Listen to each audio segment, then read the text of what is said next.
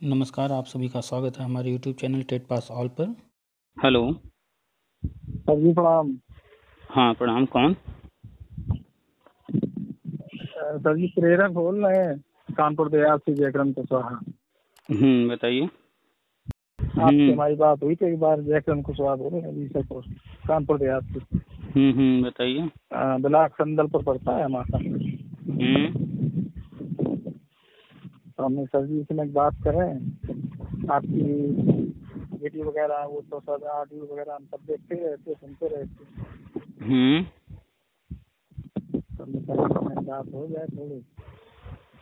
और प्रेरक भी हमसे कह रहे थे कि क्या जानकारी हो रही है मानदेय वगैरह में। मानदेय तो अब देखो सब लोग लड़ रहे हो या अपनी बात कह रहे हो लिखित रूप में, आगे जो कुछ होगा वो होगा। सब आप भी जानकारी कर लो। आप प्रेरक रहे हैं पहले? जी जी जी। तो मानदेय जो बकाया है उसकी बात कर रहे हैं? जी मानदेय के लिए तो कहाँ है कई एक बार सर, उसमें जो शिक्षा निदेशक हैं वैकल्पिक और क्या नाम साक्षरता निदेशक लखनऊ से, तो जब आप उन्होंने लेटर भी थे, सर जारी 2-3 बार किया है DSA के लिए, DM साहब के लिए, सब। जब आप प्रेरक थे उस समय का जो मानदेय बकाया है उसी की बात कर रहे हैं ना? जी जी जी। तो बताइए उसमें क्या जानकारी चाहते हैं? ये जानकारी और चाह रहे थे कि काफी लोग कह रहे थे इसमें कुछ आएंगे क्या, हम लोगों को प्रोसेस मिलेगी क्या, नहीं मिलेगी क्या है। आपके वॉइस क्लियर नहीं हो पा जानकारी करेंगे। आपकी आवाज़ क्लियर नहीं आ रही है, हवा चल रही है, तो कहीं हट जाइए या घूम जाइए दूसरी तरफ। ठीक है सर जी, ठीक है सर। आप हवा तेज चल रही है। हाँ जी सर बताएं। क्या कह रहे हैं बताइए फिर से। सर ये कह रहे हैं कि प्रेरक जो भी थे और ये 2018 से 31 मार्च तक समाप्त इनको कर दिया गया, संबंधित योजनाएं थी। तो उसके थ्रू मान लो जब तक उनका सिस्टम रहा क्या था, मान लो गवर्नमेंट का हम लोगों को पता है नहीं। आधार से मतलब आगे चल के उन्होंने समाप्त कर दी। अब आगे उनको चलाना नहीं चलाना ये तो उनकी बात है सर। एक चीज बताइए जी। कोई मकान आप खरीद लेंगे, अपने नाम रजिस्ट्री करा लेंगे पैसा दे करके, तो जिसका वो मकान है आपको बेच दिया, तो क्या फिर वो दोबारा आपसे कहेगा कि भैया ये मकान हमको वापस दो? नहीं सर, वो नहीं कहेगा। और किसी के मकान में आप किराए पर रहिए तो क्या किराए पर रहने से वो मकान आपके नाम हो जाएगा? नहीं नहीं सर, कह देगा जब चाहेगा तब खाली करा दी। तो जब आप इतना फर्क समझते हैं रजिस्ट्री होने का और जो है किराए का, तो आपको परमानेंट नौकरी और संविदा की नौकरी का फर्क भी तो पता होना चाहिए था ना। आप गए थे संविदा की नौकरी पर और वो योजनाओं के अंतर्गत ये सब चीजें चलती हैं, ये परमानेंट तो होता नहीं है। ना ना नहीं सर, नहीं। इतने साल से इतनी सारी योजनाएं चल रही हैं, शिक्षा मित्र, अनुदेशक और क्या क्या। हाँ जी जी बिल्कुल बिल्कुल। तो ये सब संविदा की योजनाएं हैं। जैसे आप लोग का प्रेरक योजना बंद हो गया जी, ये योजनाएं भी बंद होने जा रही हैं अब पूरी तरह से। हाँ हाँ हमेशा के लिए बंद हो बिल्कुल। जाएंगी। जी जी अभी कुछ दिन पहले न्यूज आ रही थी कि शिक्षा मित्रों का जो है मानदेय वृद्धि होने जा रहा है। 27 तारीख को मीटिंग है। जी जी जी। आज 28 हो गया, कोई मानदेय वृद्धि की खबर आई? नहीं सर, कुछ नहीं, कोई खबर नहीं आई। पिछले साल भी ऐसे ही न्यूज चल रहा था, तब भी हम कह रहे थे मानदेय नहीं बढ़ेगा शिक्षा मित्र का। इस साल भी न्यूज चल रहा था, हम तब भी बोल रहे थे कि नहीं बढ़ेगा। उसके पीछे कारण है ना। अब जो है ये योजना ही खत्म करनी है, शिक्षा मित्र योजना हमेशा के लिए खत्म करनी है।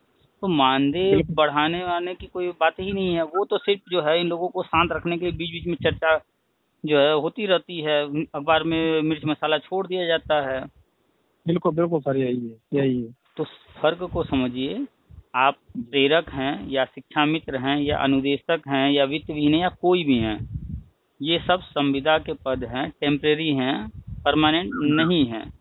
इसको छोड़ करके दूसरा पक्ष देखिए कि आपने किया क्या है। पढ़ाई आपने बीएड किया है, आपने बीटीसी किया है, आपने डीएलएड किया है, एनआईएस डीएलएड किया है, एनटीटी किया है, क्या किया है, क्या हो सकता है दोस्त बीटीसी किया हो या जो भी, उसके आधार पर कौन कौन से रास्ते हैं अगर वो देखेंगे तो आपको सब सही समझ में आएगा। लेकिन जिसने पकड़ लिया शिक्षा मित्र, हम तो भैया शिक्षा मित्र हैं, हमारी सरकार ये नहीं कर रही, वो नहीं कर रही, ऐसे वैसे, हम प्रेरक हैं, सरकार ने ऐसा कर दिया, मानदेय नहीं दे रही, तो इसमें जो उलझा उसकी लाइफ खराब होनी है।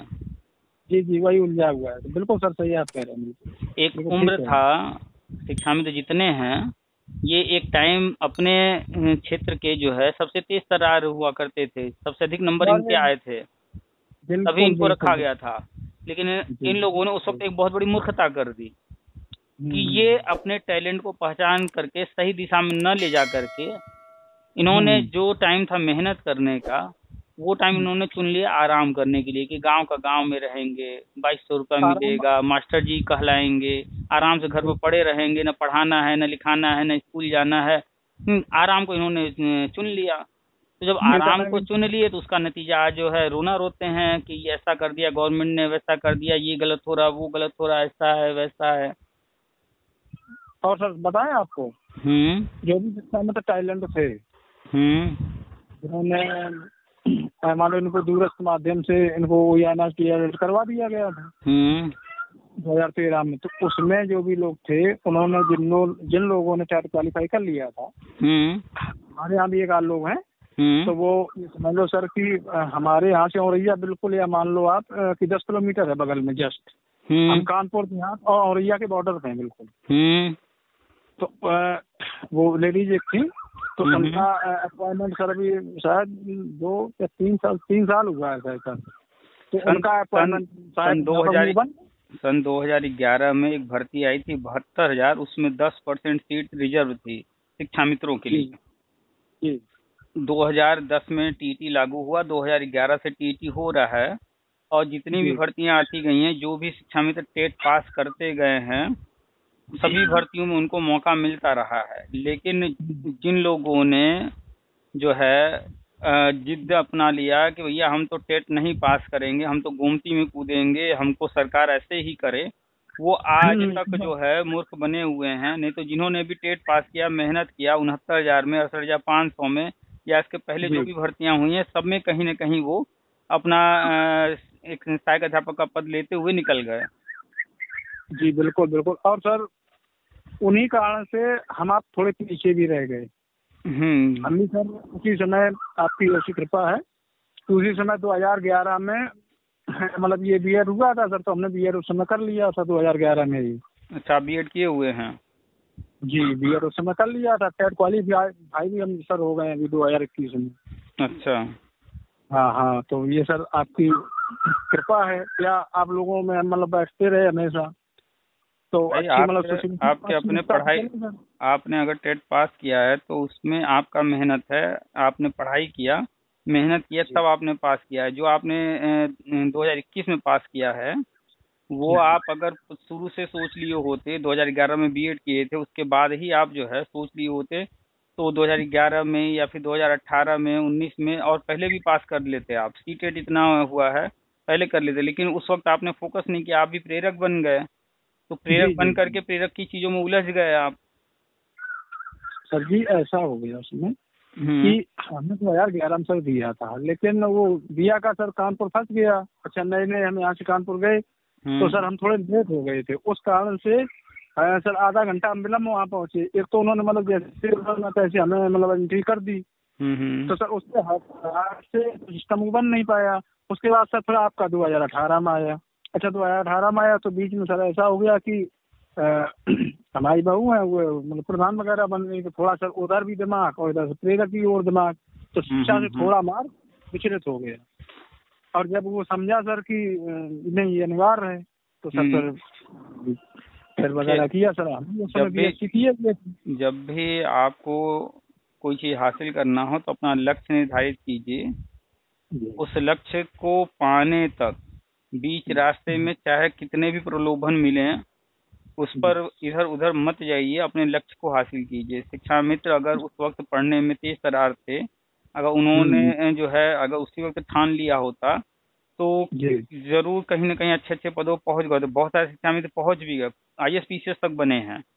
बिल्कुल सर, बने तो ऐसे ही चाहे वो शिक्षा मित्र हो, चाहे कोई BEd वाला हो, चाहे आप प्रेरक हो गए, चाहे अनुदेशक होगा, कोई भी जैसे बिहार में ही ले लिया जाए नियोजित शिक्षक, तो जितने भी जो है टेम्परेरी व्यवस्था में घुसा, जो भी इस तरह संविदा वगैरह में घुसा और उसको समझे बिना वहीं आराम से पड़ा रह गया, तो आज नहीं कल नहीं परसों वो जो है परेशान हुआ है। जैसे एक हमारा मित्र है बिहार में है, नियोजित शिक्षक है वो, ठीक है, पिछले करीब 10 साल से है वो। उससे जब भी मेरी बात होती थी तो बड़े आराम से रहता था, हमें लगता था कि कैसे इतने आराम से है, टेम्परेरी इसकी नौकरी है और ये बिल्कुल परमानेंट नौकरी की तरह, ठीक है, पेमेंट वहाँ अच्छा मिलता है, इसलिए लोग जो है परमानेंट नौकरी की चिंता न करके उसी में आराम से, उसको हम समझाते थे तो उसको समझ में नहीं आता था। उसको लगता था कि हमारी सरकार तो बढ़िया पेमेंट दे रही है, आपके राज्य की सरकार तो जो है संविदा वालों को कम पेमेंट देती है, तो हमारे यहाँ कोई दिक्कत नहीं। लेकिन आज क्या हालत है कि वहाँ पर भी जो है अब जैसे यहाँ सुपरटेट हो रहा है वैसे वहाँ पर भी भर्ती होनी शुरू हो गई है। अभी बिहार में विज्ञापन निकला हुआ है और उसमें नियम बना दिया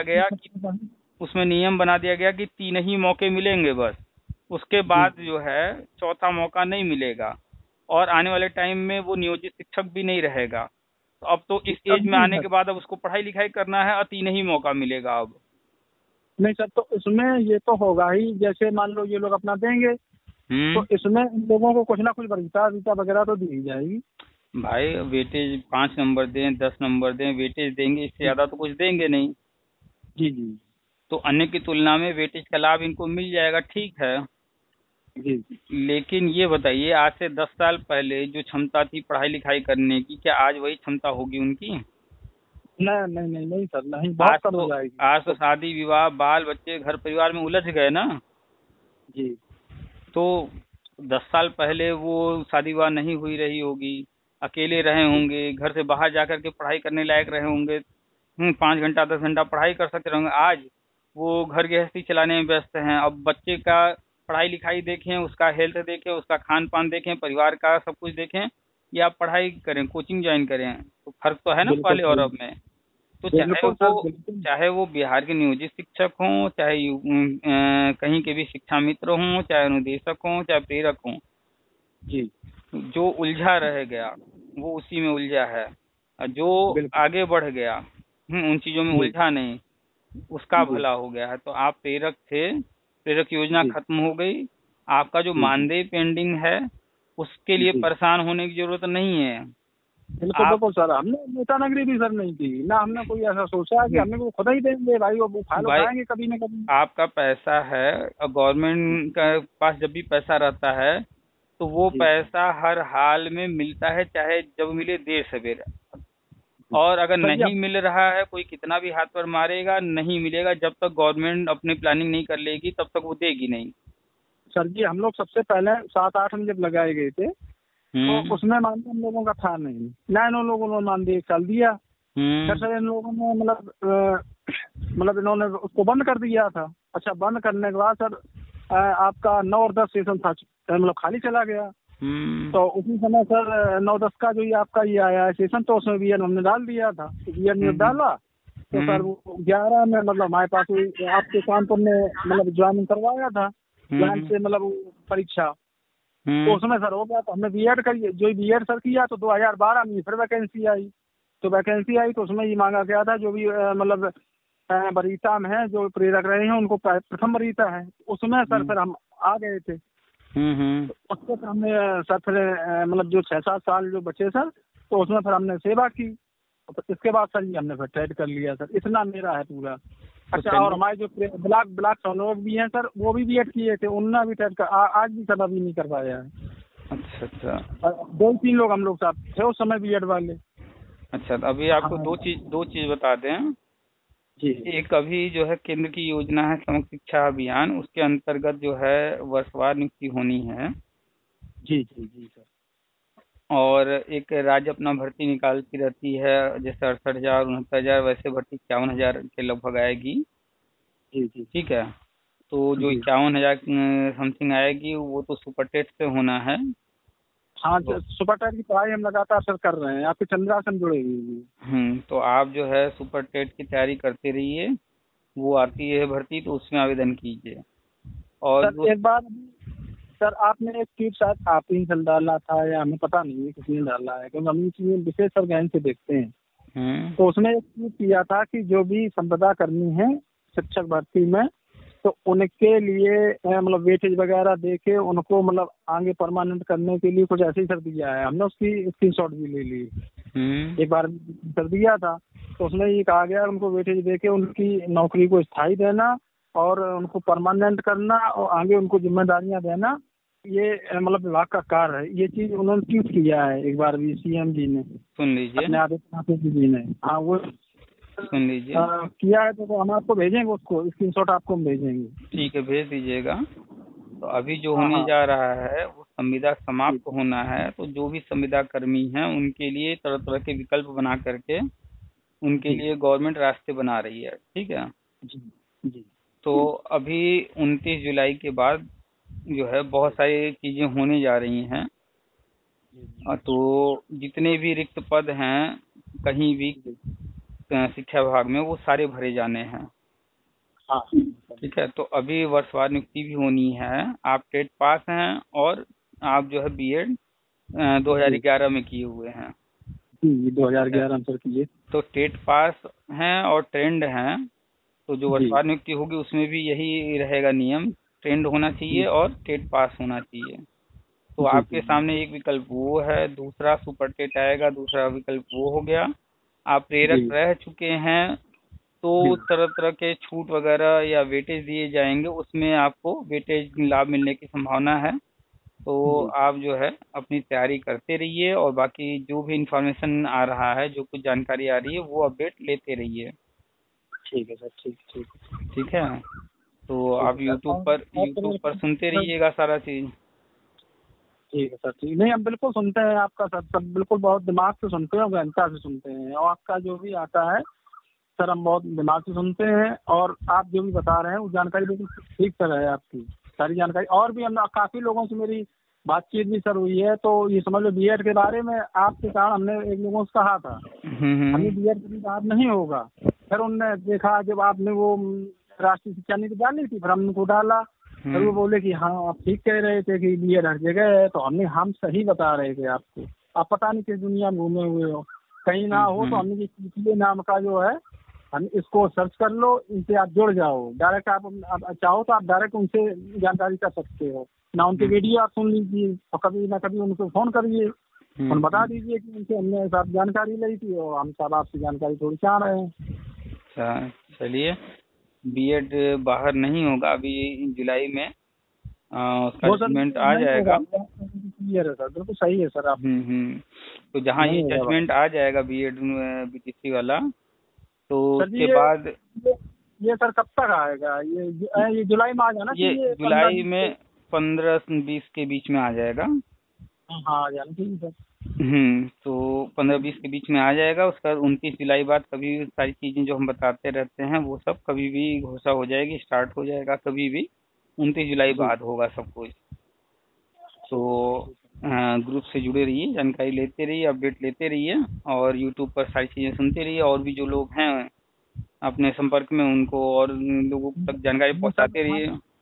हाँ हम सर आपकी बातें काफी जो है वो हम शेयर कर देते हैं, तो काफी लोग सुन के अब थोड़े हुए हैं, मतलब संतुष्ट हो गए हैं बहुत ज्यादा। हमने अगर चाहो तो सर से बात भी कर लीजिए, हमने वो सही बात बताते हैं। और दूसरी बात वो भी स्टूडेंट लाभ रहे हैं, वो उन्होंने भी पढ़ाया है, उन्होंने सारी व्यवस्थाएं देखी हैं, उसके बाद वो जुड़े हुए हैं और पूरी जानकारी जहाँ से उनको मिलती है सरकारी या का नाम अखबार द्वारा, वो सारी व्यवस्थाएं डाल के सबको समझा रहे हैं। ठीक ना, का 2 रुपया वो ले रहे हैं ना उन्हें कोई मतलब है। वो भी इस विभाग में जुड़े हैं, तो आप लोगों को भी जोड़ने की कोशिश में कि कोई चीज की जानकारी तो हम आपको बता दें। बोले हम मान रहे हैं। कोई भी अगर कहीं भी कहे कि जो है पैसा दीजिए, याची बनिए, ये करिए वो करिए, तो उनसे दूर रहिए। ऐसे लोग जो है सिर्फ गुमराह करते हैं और लूटने के चक्कर में रहते हैं। बिल्कुल सर, बिल्कुल सही है। जानकारी शेयर करने के लिए कोई पैसे वैसे की थोड़ी जरूरत होती है। सही है, बिल्कुल सर। हमने सर जी से काफी दिन हो गए, 1 तारीख में हमारी आपकी बात हुई थी नई साल में। हाँ तब से सर आज बात हो पा रही है। हमने सर जी के फोन करे शायद उठ जाए सर। चलिए, तो आज दोबारा बात हो गई। ठीक है, तो जुड़े रहिए, सारी जानकारी लेते रहिए। ठीक है, रखें। बिल्कुल ठीक है सर, प्रणाम सर। प्रणाम।